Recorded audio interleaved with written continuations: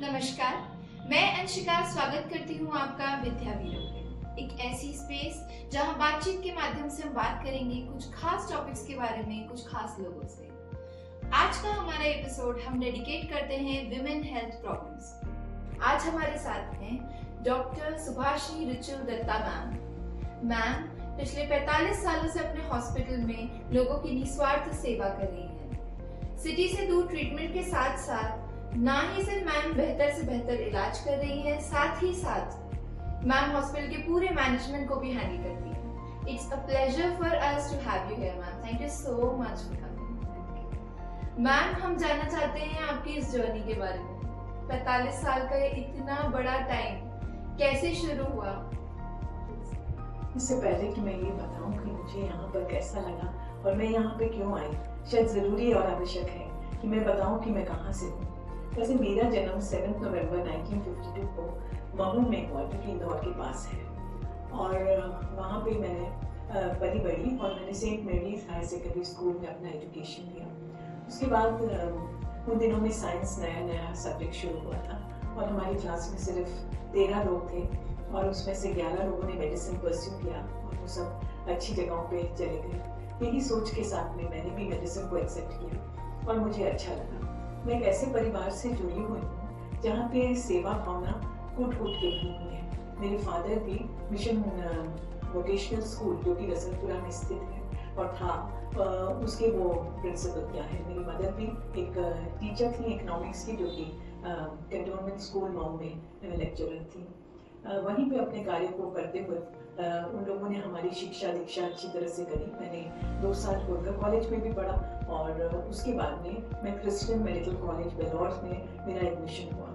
तो वहाँ पर जब हमारी शिक्षा हुई तो उस समय ऐसा था कि वहाँ पर सेवा की भावना बहुत ज़्यादा स्टूडेंट्स में दी जाती थी और ये आवश्यक भी था। मैं क्रिश्चियन फेथ को बिलोंग करती हूँ और वहाँ पे सेवा को बहुत बड़ी मूल्य दिया जाता है। इसलिए जब मैंने अपना मेडिसिन कंप्लीट किया तो मैंने 1 साल के लिए रतलाम क्रिश्चियन हॉस्पिटल में काम किया और वहाँ पे मैंने जब कार्य किया तो मुझे लगा शायद मुझे और ऐसी जगहों पे काम करना चाहिए जहाँ लोगों को ये सारी चीज़ें, ये फैसिलिटीज़ नहीं मिलती हैं। तो ऐसा करते करते वो साल चला गया और उसी साल के बाद मेरा विवाह डॉक्टर के दत्ता से हुआ, जो कि एक मिशन हॉस्पिटल जो कि चांपा में है, वहाँ पे कार्यरत थे।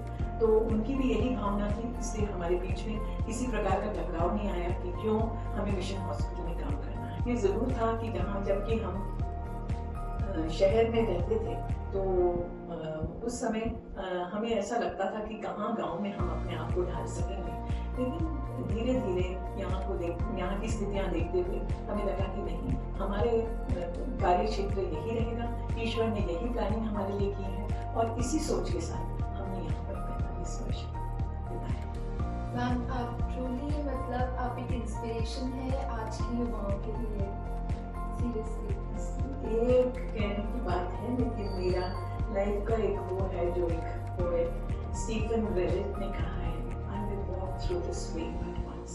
If any kindness that I can show to any man, let me show it now, for I will not walk this way again. ये ज़रूरी भी है कि इस प्रकार से हम अपने देश को भी वो सब दे सकते हैं जो हम सब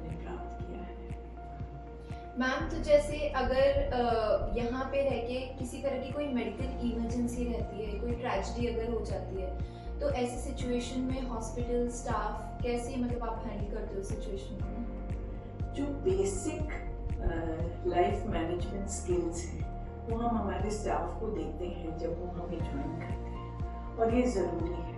हम इस बात पे बहुत जोर देते हैं कि ये अवेलेबिलिटी हमारे पेशेंट्स को मिले। और अब क्योंकि रोड्स वगैरह बहुत अच्छे होते जा रहे हैं और ये बड़े शहरों से हमारी दूरी कम होती जा रही है, तो इस प्रकार से पेशेंट को वो लाइफ मैनेजमेंट की वो जो मेथड्स हैं, यदि वो उन्हें शुरू में मिल जाएं तो फिर उसके बाद में जब वो वहाँ पे पहुँचते हैं तो निश्चित रूप से उनको काफ़ी कुछ सहूलियत मिल जाएगी। मैम, कोई सक्सेस स्टोरी, कोई अचीवमेंट, कोई इंसिडेंट जो आप हमारे साथ शेयर करना चाहती हैं? सक्सेस स्टोरीज के लिए खास तौर से कार्डियक पेशेंट्स हैं और बहुत से ऐसे पेशेंट्स हैं जिन्हें कि ये बहुत ज़रूरी है कि सही समय पे उन्हें जो इंजेक्शंस हैं जो लगना चाहिए, अगर वो यहीं पे लग जाए जहाँ पे कि बेसिकली काम चालू हुआ है, तो पेशेंट ठीक हो जाते हैं। और ये एक और दो नहीं है, ये तो बहुत सारे लोग हैं जिनके केस, तो शायद मैं गिनती से तो नहीं बता सकती, लेकिन हर पेशेंट को हम उस लायक कर देते हैं कि वो किसी भी प्रकार से किसी की लाइफ का नुकसान ना हो, और ख़ास तौर से किसी के बच्चे का नुकसान ना हो, और वो माँ और बच्चा दोनों सुरक्षित रूप से वहाँ पे पहुँच सके जहाँ पे की फैसिलिटीज हैं। मैम, जैसे बढ़ते विमेन हेल्थ प्रॉब्लम्स पे अब हम जैसे फोकस डालें, तो 12 से 45 साल की जो हमारी रिप्रोडक्टिव एज होती है, उसमें जो लड़कियां हैं, जो औरतें हैं, उनमें बीमारियों का आंकड़ा तेजी से बढ़ता जा रहा है। तो मैम, क्या वजह है इस चीज की? क्योंकि वैसे तो शिक्षा के कारण से बहुत से बदलाव आ गए हैं। पहले जब शिक्षा उस प्रकार से नहीं दी जाती थी, और ख़ास तौर से ये जेंडर डिस्क्रिमिनेशन नहीं होता था, किसी प्रकार से नहीं मालूम होता था, तो लोग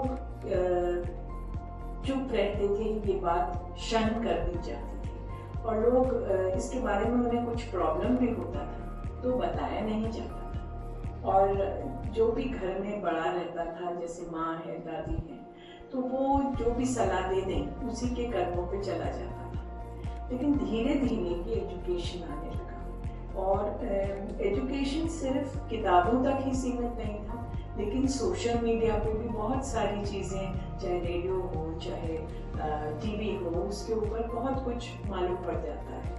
और आजकल लड़कियां ऐसा नहीं है कि वो कुछ नहीं समझती, बहुत कुछ। मुझे वो ज़माना था जब घूंघट में लेडीज आती थी और वो कभी सोच भी नहीं सकती थी, और बल्कि कई बार जब मैं उन्हें कुछ बताती थी तो वो एकदम से भौचक्के के रह जाते थे कि ऐसा क्या बोल दिया, कि ऐसी बात तो बोलनी ही नहीं थी मैडम को। लेकिन धीरे धीरे ये बदलाव आता जा रहा है, और शिक्षा का इसमें बहुत बड़ा रोल है, और इसलिए धीरे धीरे ये सब बदलेगा। पर क्योंकि जैसा आपने कहा कि 15 से 45 की उम्र में ये बातें बहुत ज़रूरी हैं, ये मालूम होना चाहिए। तो सबसे बेसिक चीज़ है साफ सफाई, जो ये बहुत इम्पोर्टेंट चीज़ है, इसके ऊपर कोई नहीं रखता है। आज की जो तरीके हैं वो तो बहुत अच्छे हैं, लेकिन उसके बावजूद भी जो पर्सनल हाइजीन है उसको बहुत ज़रूरी है कि लोग उस पर ध्यान दें। पर जैसा मैंने कहा, शिक्षा के माध्यम से बहुत से चेंजेस और बहुत सी बीमारियों को कंट्रोल में लिया जा सकता है। अब यदि हम कहें कि जो ये बीमारियां आमतौर पे देखी जाती हैं, इसमें फिर खान पान का बहुत महत्व है। क्या किस प्रकार का खाना लिया जाता है? एक तो ये जो प्रचलन है कि सबको बिल्कुल दुबले होना चाहिए, तो लोग ये नहीं सोचते हैं कि हमको बैलेंस डाइट लेना चाहिए। लोग सोचते हैं कि कैसे भी करके हमें इतना दुबला पतला होना चाहिए कि हम बिल्कुल टीवी फिगर्स के समान दिखने लगे, या इस प्रकार उनकी सोच होती है। पर वो नहीं है। बैलेंस डाइट के बारे में शायद मानना बहुत ज़रूरी है कि प्रोटीन है, फैट्स हैं, कार्बोहाइड्रेट्स हैं, ये क्यों इम्पोर्टेंट है। सिर्फ इसलिए नहीं कि हमें शक्ति दें और हमें स्वस्थ रखें, लेकिन इसलिए भी कि आगे भी जब एक स्त्री माँ बनती है तो बहुत ज़रूरी है कि वो हेल्दी रहे, जिससे कि बच्चा जो है वो भी हेल्दी रहे और बड़ी सुरक्षित तरीके से उसकी डिलीवरी हो सके। मैम, तो इस बैलेंस डाइट कैसे मतलब हमें रखनी चाहिए? आपके हिसाब से एक प्रॉपर बैलेंस डाइट क्या है? हाइजीन भी हमें कैसे मेंटेन करना चाहिए? आपने ठीक पूछा। जैसे कि मैंने बैलेंस डाइट के बारे में बताया, तो इसके बेसिक जो हिस्से हैं वो हैं कि कार्बोहाइड्रेट्स, फैट्स और प्रोटीन्स हमारी डाइट में। अब जैसे कि शायद आजकल सभी को मालूम है कि कार्बोहाइड्रेट जो है तो वो हमें अनाजों में, और जैसे कि चावल और दाल में, चावल में और गेहूँ में, इन सब चीज़ों से हमें मिलता है। तो इसको पर्याप्त मात्रा में लेना, जैसे कि अब मैं अगर ग्राम वगैरह के बारे में कहूँ तो कोई भी ग्राम के हिसाब से नाप के नहीं खाता है। पर एक स्वस्थ स्त्री को कम से कम 3 से 4 रोटियां, जो कि स्टैंडर्ड साइज की होती हैं, जो कि करीब 6 इंच डायमीटर की होती हैं, उसको क्या कहते हैं कि लिया जाए तो वो उनके लिए पर्याप्त होती है। कभी कभी होता क्या है कि घर के अंदर अब वो फैट की मात्रा जो है वो हमारे लिए बिल्कुल संतुलित होना चाहिए। ये नहीं कि हम उस पर खूब घी लगा रहे हैं और ये सोच रहे हैं कि हम बहुत ज़्यादा ताकत प्राप्त कर रहे हैं, तो उसका संतुलन भी होना चाहिए। और वैसे ही प्रोटीन जो हमारे शरीर की बॉडी बिल्डिंग को करता है, मतलब जिससे कि हमारी ये मसल्स वगैरह को भोजन प्राप्त होता है, तो वो भी बहुत ज़रूरी है कि सही मात्रा में मिल सके। तो ये हमें पनीर में और दालों में और अंकुरित दालों में खास तौर से इसके ऊपर हमें ध्यान रखना चाहिए, क्योंकि ये हेल्दी भी होती हैं और हमें तंदुरुस्ती भी देती हैं और दूसरी तरफ वज़न नहीं बढ़ता है। तो जो वो वज़न वाली बात है उस पर भी ध्यान देना चाहिए। उसी के साथ जो मिनरल्स हैं, फ्रूट्स वगैरह हैं, फ्रूट्स को पहले के समय में तो लोग ये सोचते थे कि सिर्फ जिनके पास में पैसा है और वो उसे खरीद सकते हैं वो खरीदें, लेकिन बहुत से ऐसे मौसमी फल होते हैं उनको भी लेना चाहिए, खास तौर से प्रेग्नेंट वीमेन के लिए बहुत ज़रूरी है, तो वो सही मात्रा में। एक और चीज़ जो है पानी। आजकल लोग पानी की मात्रा इतनी संतुलित क्वांटिटी में लेते हैं, इतना कम लेते हैं कि बहुत से लोगों को यूरिनरी इन्फेक्शन होगा। और उठते बैठते लोग सिर्फ इसी बात का कंप्लेन करते हैं कि लेडीज को यूरिनरी इन्फेक्शन होता है। इसकी मूल वजह ये है कि पानी जो है वो जिस तादाद में, जिसे 8 से 10 गिलास कहते हैं, उतना नहीं लेते। तो जब वो नहीं लेते हैं तो शरीर के जितने भी टॉक्सिन्स हैं वो शरीर के बाहर नहीं निकल पाते, और जब वो निकल के नहीं आ पाते हैं तो वो कहीं ना कहीं जमा रहते हैं। जब वो जमा रहते हैं तो वो ऐसा असर कर दिखाते हैं कि वो इंसान कहीं ना कहीं बीमार हो जाता है, या फिर उसको यूरिनरी इन्फेक्शन के कारण से यूरिन में बर्निंग होती है। तो ये बातों पे ध्यान रखना चाहिए। और साथ ही साथ, जैसे मैंने पहले कहा था कि पर्सनल हाइजीन इम्पोर्टेंट है। लेडीज़ के साथ में ये होता है कि यूरिन करने के बाद वो अपने काम में लग जाती हैं। ये नहीं सोचती कि हर बार जब इंसान यूरिन करता है, खासतौर से लेडीज़, तो बहुत ज़रूरी है कि वो उस एरिया को वॉश करें। और ख़ास तौर से आजकल एक और चीज़ जो बहुत प्रायः दिखती है वो है फंगस की बीमारी। और फंगस की बीमारी बालों में बहुत ज़्यादा दिखाई देती है। तो जहाँ शरीर में दूसरे हिस्से हैं, जहाँ बाल हैं, तो वहाँ तो होता ही है फंगस, लेकिन खास तौर से ये जो पर्सनल एरियाज है वहाँ पे बालों का नहीं निकालना ऐसे स्रोत बन जाते हैं जहाँ पे कि ये बीमारी फैलती है। तो इस प्रकार से पर्सनल हाइजीन बहुत इम्पोर्टेंट है और हम उससे अपने आप को बचा सकते हैं। मैम, मैं बात करना चाहूँगी कैल्शियम डेफिशिएंसी के बारे में। अधिकांश औरतों को ये शिकायत है कि उनको कैल्शियम की डेफिशिएंसी है। तो मैम, आप क्या एडवाइस उन औरतों को देना चाहेंगी, स्पेशली जो 30+ की उम्र की है, कि वो अपने फूड हैबिट्स में से क्या चेंज करें कि बिना मेडिसिन के वो कैल्शियम की कमी को रिकवर कर सकें? जैसे मैंने कहा था मिनरल्स के बारे में, वो उसमें बहुत सारे मिनरल्स हैं, जैसे कैल्शियम है, मैंगनीज है, आयरन है, फॉस्फोरस है, ये सब चीज़ें हैं और ये बहुत ज़रूरी है। अगर हम एक बैलेंस डाइट लेते हैं तो अपने आप ही ये चीज़ें हमें मिल जाती हैं। पर कैल्शियम, जैसे ठीक कहा आपने, कि बहुत ज़रूरी है। और प्रायः आजकल सभी लोगों को ये प्रॉब्लम होता है। कोई कहता है पैरों में दर्द है, किसी को कमर में दर्द है, किसी को चलने में किसी न किसी प्रकार का इशू आता ही रहता है। तो मेन कारण है कि कैल्शियम किन पदार्थों में ज़रूरी है, तो ज़्यादा से ज़्यादा पाया जाता है। तो वो दूध के अंदर सबसे ज़्यादा कैल्शियम रहता है, और हम यदि इसको अच्छी तरह से ले सकें, और ख़ास तौर से प्रेगनेंसी के टाइम पे, तो ये किसी भी प्रकार से कोई भी प्रॉब्लम क्रिएट नहीं करेगा। अब कैल्शियम जो है, इसके साथ साथ मैं विटामिन D3 के बारे में भी बता दूँ। बहुत सी लेडीज़ हैं वो घर के अंदर रहती हैं, आजकल लोग काम भी करते हैं तो वो ऑफिसेस में करते हैं, अपनी कार से जाते हैं या पर्सनल व्हीकल से जाते हैं, तो सूरज की तरफ से उनका कोई भी एक्सपोजर नहीं होता है। तो जब वो ऑफिसेस में रहते हैं, क्लोज रूम्स में रहते हैं, तो सूर्य की किरणें उनको नहीं मिल पाती हैं, तो उनमें विटामिन D3 की कमी हो जाती है और उससे उनको बहुत सारे प्रॉब्लम्स शुरू हो जाते हैं, जिससे पूरे शरीर में दर्द होना और किसी भी चीज़ में मन नहीं लगना, हर चीज़ पे एक प्रकार का चिड़चिड़ापन आना, ये सारी बातें होती हैं। तो ये तो खैर सिर्फ जब हम ये लेवल्स चेक कराते हैं तो हमें मालूम पड़ जाते हैं, परंतु यदि हम इन चीज़ों का उपयोग करें और कुछ समय के लिए छत पे घूमने, धूप के टाइम पे रोज़ भी ना जा सकें तो कम से कम हफ्ते में 1 या 2 दिन ऐसे जा कर के अपना कुछ घरेलू काम वहाँ पे कर लें, तो उससे बहुत सारी सहायता हमको मिल सकती है।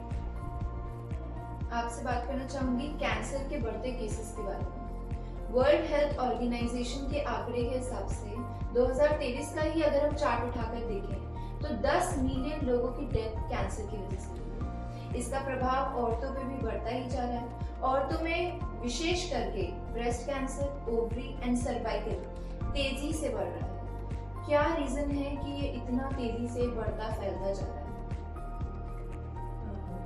ठीक प्रश्न पूछा कि लेडीज में कैंसर, बहुत ज़्यादा कैंसर के केसेस मिल रहे हैं और इसके पीछे जो कारण बार बार WHO और दूसरी चीज़ें इसके ऊपर स्ट्रेस कर रही हैं, और उसका सिर्फ एक सबसे ज़रूरी कारण है, वो है पेस्टिसाइड्स।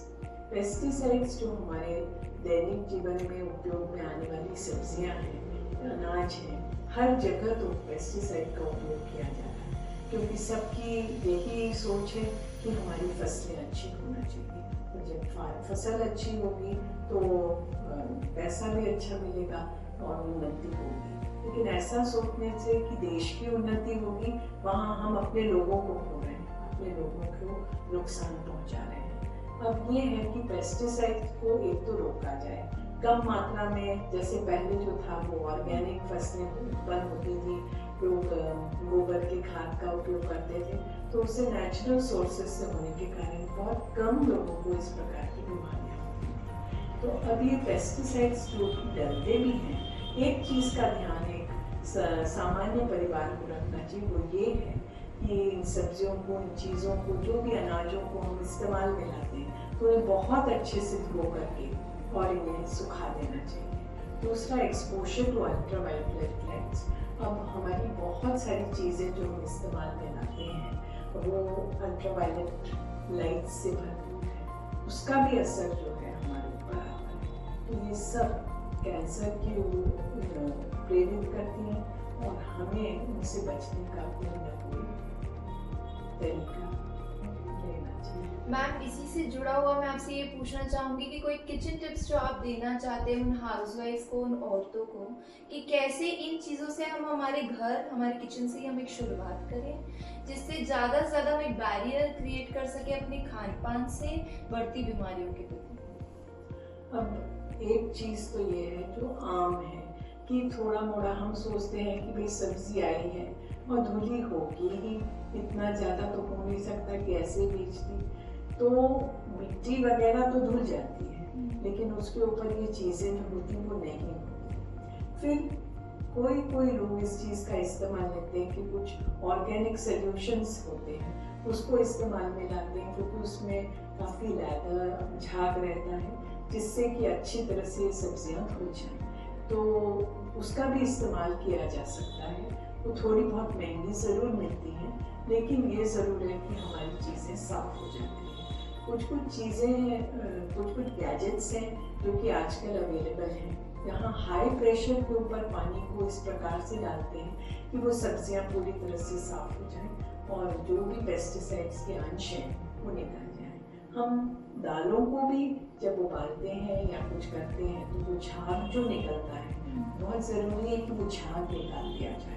जब वो निकल जाता है तो शायद पेस्टिसाइड्स की और जो भी ये प्री कैंसरस सोर्सेज हैं ये कम हो जाएंगे। तो वो एक तरीका है। एक और गैजेट है जो किचन्स में आजकल बहुत देखा जाता है, वो है माइक्रोवेव्स। खाने को जल्दी गर्म करने के लिए बेवड़ी लगती है, चूल्हा नहीं जलाना पड़ता, बस रखा सामान और हो जाता है।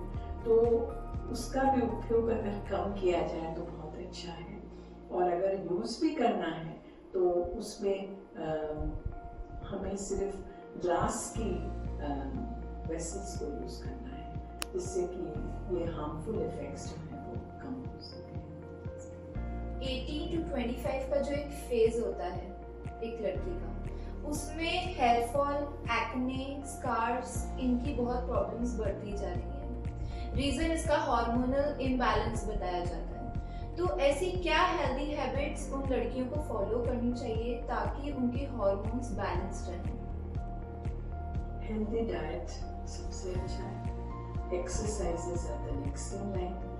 और ये जो एक कल्चर है जिसमें कि हम just trying to be the rat race, सब चाहते हैं कि मैं उससे आगे निकल जाऊँ, चाहे पढ़ाई हो, चाहे खेल कूद हो, चाहे कोई भी चीज़ की सोच क्यों ना हो, चाहे कमाई के साधन हो, ये सारी चीज़ें जो हैं मिल करके यही एंड रिजल्ट्स लाते हैं। हॉर्मोन्स अपनी जगह हैं, हॉर्मोन्स के ऊपर तो कुछ कहा नहीं जा सकता, क्योंकि डायरेक्टली या इनडायरेक्टली आपको डॉक्टर के पास जाना पड़ेगा जो इस चीज़ को चॉक आउट करेंगे कि क्या ज़रूरी है, कौन सा हार्मोन की ज़रूरत है, और अकॉर्डिंगली आपको वो दवाई देंगे।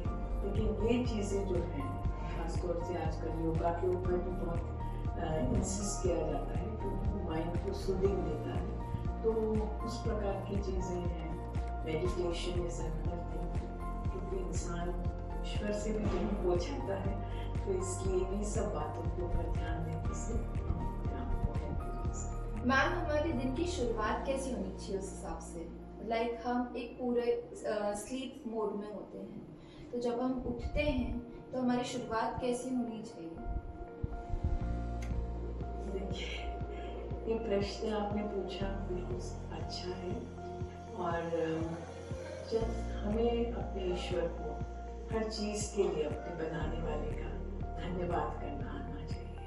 कई बार ऐसा होता है जीवन पे, जैसे मैंने कहा, लाइफ जिंदगी इतनी बिजी है कि हर एक जन ये सोचता है कि अरे अभी मुझे नेक्स्ट काम ये करना है। स्त्रियां हैं तो वो ये सोचती है अरे बच्चों को स्कूल भेजना है, हस्बैंड का लंच पैक करना है, और बहुत सारी चीज़ें रहती हैं जिसको अटेंड करना है, तो वो रहता है। लेकिन शायद हम थोड़ा सा जल्दी उठना सीखें तो हम इस बात के ऊपर ध्यान दे सकते हैं कि हम अपनी दिनचर्या इस प्रकार से स्टार्ट कर सकें। हम अपने जीवन में ऐसे कुछ घंटे, कुछ समय, कुछ मिनट्स कैसा भी करके दे सकें, उस ईश्वर की वंदना करके दे सकें जिसने हमें बनाया है। जब उसका साथ हमारे संग रहेगा तो शायद कोई बीमारी हमारे ऊपर असर नहीं करेगी। मैम जैसे मॉर्निंग में उठते से हमारी क्या फूड हैबिट्स, क्या हमारा होना चाहिए? वो मैंने कहा कि जल्दी में हम सब कुछ भूल जाते हैं और अपनी दिनचर्या को वैसे ही रन करने लगते हैं जैसा हम रोज करते हैं। लेकिन शरीर की अगर हम सोचें तो बहुत सारी चीज़ें हैं जो हमारे शरीर के लिए ज़रूरी है। आजकल के लोगों में एक सोच है कि उठते सही चाय का प्याला आवश्यक है, उसके बाद ही हमारा ध्यान कहीं पे लगेगा। तो परंतु वो हमारे शरीर के लिए अच्छा नहीं है। वो हमारे भूख को, हमारी अगली चीज़ जो हमें खाना है उस सब को समाप्त कर देती है, हमारी भूख खत्म हो जाती है। तो सबसे ज़रूरी और सबसे अच्छी आवश्यक चीज़ जो ईश्वर ने इंसान के लिए बनाई है वो है पानी, और हम उस पानी को भूल जाते हैं। साफ और स्वच्छ पानी जितना फ़ायदा इंसान को देता है उतना और कुछ नहीं देता। ऐसा कहते हैं कि 4 गिलास पानी यदि बैठ के, जो कि नॉर्मल टेम्परेचर पे हो, लेने की फ्रिज में से निकाला हुआ पानी हो, लेकिन नॉर्मल रूम टेम्परेचर का पानी यदि हम पीते हैं और वो भी धीरे धीरे उसको, तो वो हमारे बॉडी के लिए सबसे महत्वपूर्ण चीज़ है। वो हमारे डाइजेशन को ठीक करता है। रात में जो भी हमने खाया पिया उससे जो टॉक्सिन्स निकले हैं उन सबको वो हमारे बॉडी में से आउट करने के लिए सहायक होता है। तो वो बहुत ज़रूरी है। दूसरा है एक्सरसाइजेस। एक्सरसाइजेस सिर्फ ये नहीं कि हर एक जन करें, जैसे जिसकी हेल्थ कंडीशंस हैं वो उस हिसाब से कर सके। जो बुजुर्ग हैं ज़्यादा अपने आप को बेंड वगैरह नहीं कर पाते हैं तो उनके लिए सिर्फ वॉकिंग भी बहुत बड़ा होता है। अपने घर के सामने ही थोड़ी बहुत चहलकदमी करते रहें, लेकिन फास्ट एंड फिट स्टेप्स जो है वो ज़रूरी है। ये नहीं कि हम धीरे धीरे रेंगते हुए चलें और सोचें कि हमने बहुत दौड़ लिया, वो नहीं है। हमें जल्दी चलना चाहिए जिससे कि हमारी बॉडी की हर मसल जो कि चलने फिरने में हमारी मददगार है वो हमारे शरीर के काम में आए। दूसरा ये है जो एक्सरसाइजेस है, मैंने पहले भी बोला था कि आजकल लोग योगा वगैरह बहुत करते हैं, तो एक्सरसाइजेस हैं, कोशिश ये करें कि आपके सिर से लेकर पैर तक हर मसल जो है वो किसी न किसी प्रकार की एक्सरसाइज करें, जिससे कि ऐसा कोई पार्ट ना रहे जो कि बिल्कुल लेथार्जिक सा रहे। और धीरे धीरे जैसे आइज तक को हम सोचते हैं कि आइज में क्या एक्सरसाइज होगी, लेकिन जब हम आई बॉल्स को भिन्न भिन्न दिशाओं की तरफ मोड़ते हैं तो आई मसल्स भी इस प्रकार से काम करती हैं कि हमारी आंखें हैं तो हमारी विजन में कोई प्रॉब्लम आने में देरी होती है। तो ये कुछ चीज़ें हैं जो हम कर सकते हैं। मैम, अब मैं कॉन्वर्सेशन के मेन टॉपिक पीसीओएस पीसीओडी के बारे में बात करना चाहूँगी। अधिकांश औरतें अवेयर नहीं हैं इस बढ़ती बीमारी से। ये क्या है ये बीमारी, प्लीज एक्सप्लेन करें। मैं बहुत डिटेल में तो नहीं जाना चाहती, पर जहाँ तक एक सामान्य स्त्री को जानना चाहिए तो मैं ये बताना चाहती हूँ कि हमारे शरीर में एक यूट्रस है और दो यूट्रस है। अब होता क्या है कि हमारे बॉडी में जो हार्मोन्स वो इन ओवरीज में और यूट्रस पे एक्टिव होते हैं। तो ये हार्मोन्स में जब किसी भी प्रकार का कम ज़्यादा होता है, इम्बैलेंस हो जाता है, तो होता क्या है कि ये हमें किसी न किसी प्रकार से बताते हैं। दो हार्मोन्स हैं, ईस्ट्रोजन और प्रोजेस्टेरोन। तो जब प्रोजेस्टेरोन तो तब एक्टिव होता है जब कोई लेडी प्रेग्नेंट है, तो प्रोजेस्टेरोन लेवल्स हाई हो जाते हैं। दूसरे समय में हम ईस्ट्रोजन रहता है जो कि हमें यंगर भी रखता है और स्लाइड रखता है। तो जब हमारा ईस्ट्रोजन लेवल और इसके बीच में जो संबंध बराबर का नहीं रहता है तो उस समय ये प्रॉब्लम शुरू होते हैं। अब आपने सुना होगा और कई लोग कहते हैं कि हमें ओवेरियन सिस्ट है, और कई बार ये परिवर्तित भी हो जाता है ओवेरियन ट्यूमर्स में। परंतु पीसीओडी जो है ये हमारी लाइफस्टाइल का हिस्सा बनता है। बहुत सी लड़कियां हैं, पढ़ती हैं तो वो पूरे समय बस पढ़ती रहती हैं और वो इस बात का ध्यान नहीं रखती हैं कि उनके शरीर का भी उनको सोचना है। और ऐसा होता ज़रूर है कि एग्ज़ाम्स वगैरह पास रहते हैं तो लोग सिर्फ अपना ध्यान पढ़ाई की तरफ रखते हैं, तो ज़रूरी भी है। लेकिन जब हम उस टाइम में से निकल जाते हैं तो बहुत ज़रूरी है कि हम अपने आप को एक्टिव बनाएं और मूवमेंट्स करें बॉडी के, जिससे कि क्या कहते हैं कि ये पीसीओडी वगैरह जो होता है वो कम से कम हो सके। हमारे फूड हैबिट्स जो है उसमें अक्सर फैट होता है। आजकल बहुत सी चीज़ें जो कि बाहर के खाने में होती हैं, जो कि शॉप्स पे लोग आउटिंग्स पे जाते हैं और उसका इस्तेमाल देखिए और वो पाम ऑयल में बनता है, तो वो बड़ा हेल्दी सी चीज़ है, उसका इस्तेमाल नहीं होना चाहिए। तो जहाँ तक हो सके हम ऐसी हैबिट्स डालें जो कि हमारे फूड हैबिट्स को हेल्दी रखें, तो कम चांसेस हैं कि हम ये प्रॉब्लम्स होते हैं। और हमें अपने वेट को नियंत्रित करना चाहिए। अक्सर ये होता है कि वेट नियंत्रित नहीं रहता है तो ये एक प्रॉब्लम हो जाता है। दूसरी एक और चीज़ जो है वो है थायराइड लेवल। थायराइड में भी अप्स एंड डाउन्स होते हैं। एक हाइपोथायराइडिज्म एक कंडीशन है और एक हाइपरथायराइडिज्म कंडीशन है। हाइपरथायराइडिज्म की चीज़ें तो खैर ज़्यादा वो नहीं करती हैं, मतलब वो अपने आप ही होती हैं उसके लेवल्स के कारण। लेकिन जो हाइपोथायराइडिज्म है उसका हमें ध्यान रखना चाहिए, क्योंकि वो भी पीसीओडी को बढ़ाने में मदद करते हैं। तो वो लेवल्स भी हमें चेक करा लेना चाहिए। पर सबसे ज़रूरी है कि आप कोई चिकित्सक को दिखाएं, जिससे कि मालूम पड़ जाए कि हमें है भी ये प्रॉब्लम कि नहीं है। पर अपनी दिनचर्या को इस प्रकार का बनाएं, अपनी फूड हैबिट्स को इस प्रकार का बनाएं, कम चांसेस हैं कि ये इनके अलावा ऐसे क्या रीसेंट बर्निंग प्रॉब्लम्स हैं जो आप अभी अधिकांश रूप से लोगों में देख रही हैं और आप हमें बताना चाहती हैं? हमने बहुत सारी बातों के बारे में बात की है और ये देखा कि हमें बैलेंस डाइट लेना चाहिए और जो कि हमें हेल्दी और स्ट्रॉन्ग और इस लायक रखे कि हम जो आज के बदलते हुए समय में अपने आप को से जूझ सकें। लेकिन एक चीज़ है जो बहुत आवश्यक है और वो है एनीमिया। एनीमिया का मतलब है खून की कमी और ये लेडीज़ में खास तौर से देखी जाती है। अब उसके बहुत से कारण हैं। एक कारण तो ये है कि हमारे जो खाना हम लेते हैं, जो हमारा भोजन है, वो अक्सर ऐसी चीज़ों में हमारे भोजन में नहीं होती हैं जैसे कि हरी सब्जियाँ, जैसे पालक, मेथी, टमाटर, सब्जियाँ, चंदुई और जो भी पत्ती और भाजी की सब्जियाँ हैं वो हम नहीं देते हैं। जब बच्चे छोटे होते हैं तो उस समय से ही हमें उनमें ये आदत डालना चाहिए।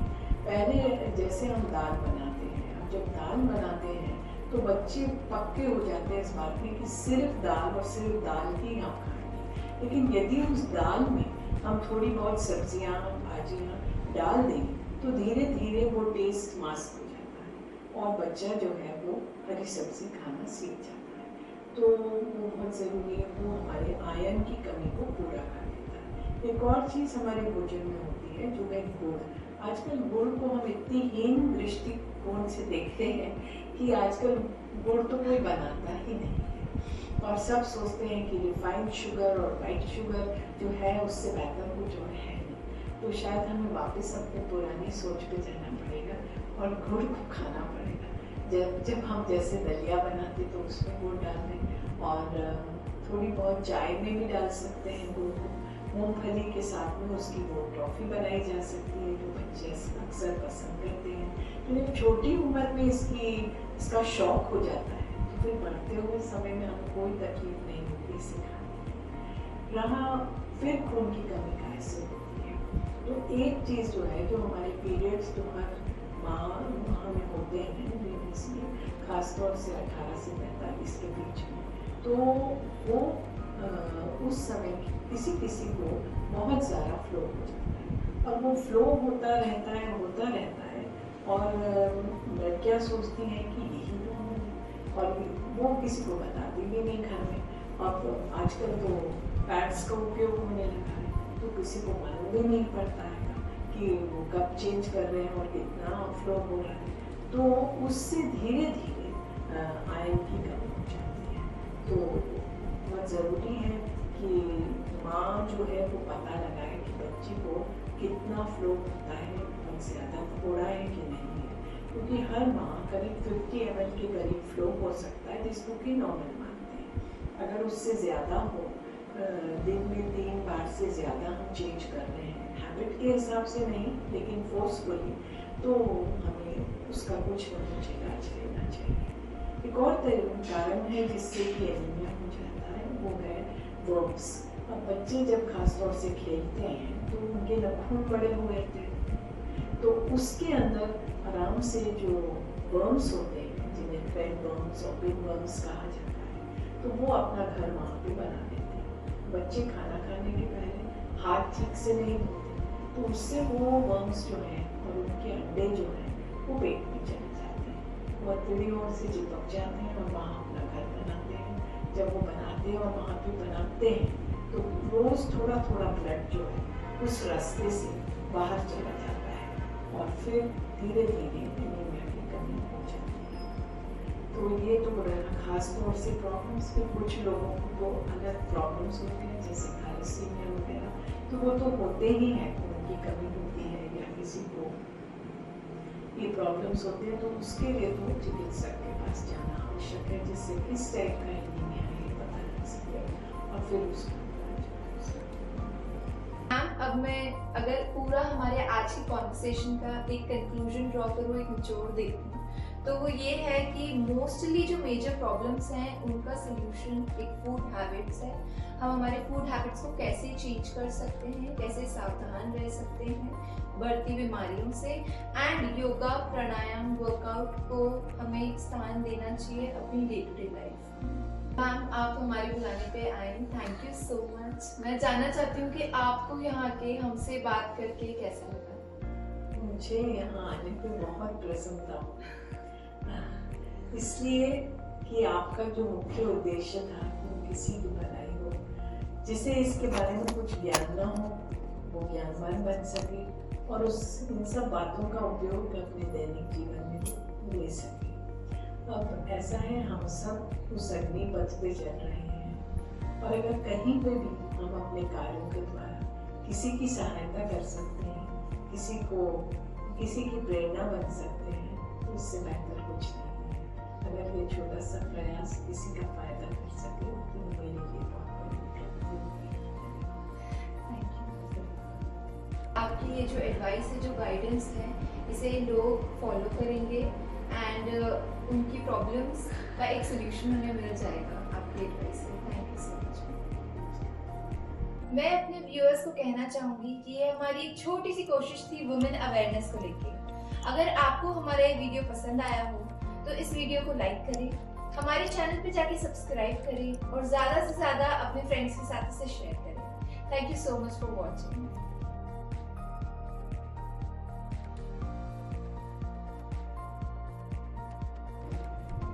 इसी के साथ साथ मेरी मदर और मेरी दूसरी आंट्स भी जो थी, उन्होंने भी सेवा की भावना से